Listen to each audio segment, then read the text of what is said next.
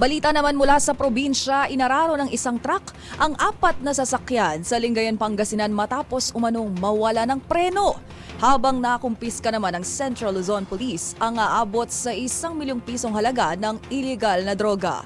Tutukan ang ating provincial correspondents o tinutukan yan ang ating provincial correspondents na sina Freddy Fajardo at Danny Kumilang.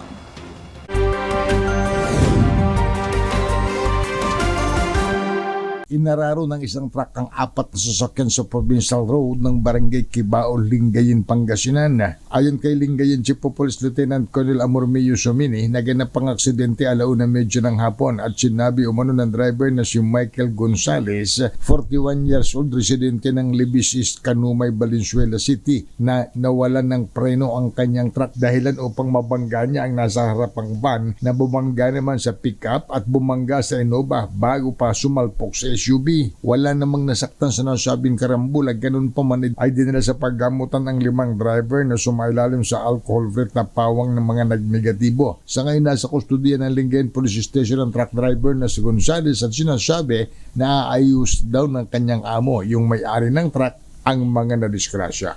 Para sa MBC TV Network News, ito si Freddy Fajardo, Aris 30, una sa Pilipinas, una sa Pilipino. Sa pinaigting na operasyon kontra illegal droga ng PNP sa Central Luzon, tinataya na sa 1 milyong piso na halaga ng shabu ang matagumpay na nakumpiska sa loob lamang ito ng isang araw.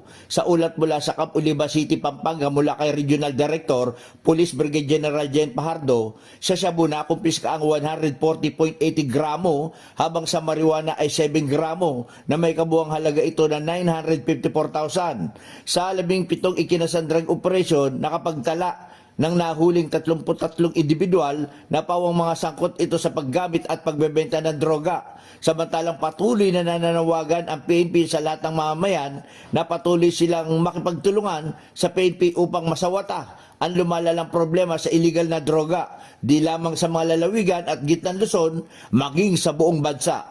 Para sa MBC TV Network News, Danny Kumilang, RS37, una sa Pilipinas, una sa Pilipino.